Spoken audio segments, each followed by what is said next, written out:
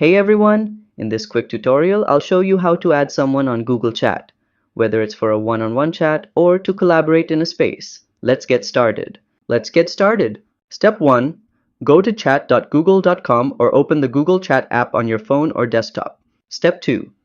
Click the plus icon or tap on Start a Chat on the left sidebar or bottom right of the app. Step 3. Type the person's name or Gmail address. If they're part of your organization, their name will show up quickly.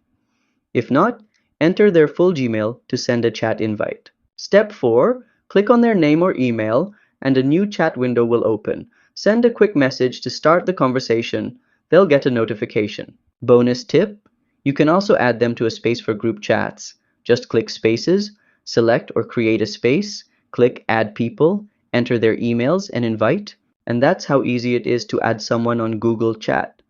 If this helped, hit like and subscribe to How to Tutor for more step-by-step tech guides. See you next time!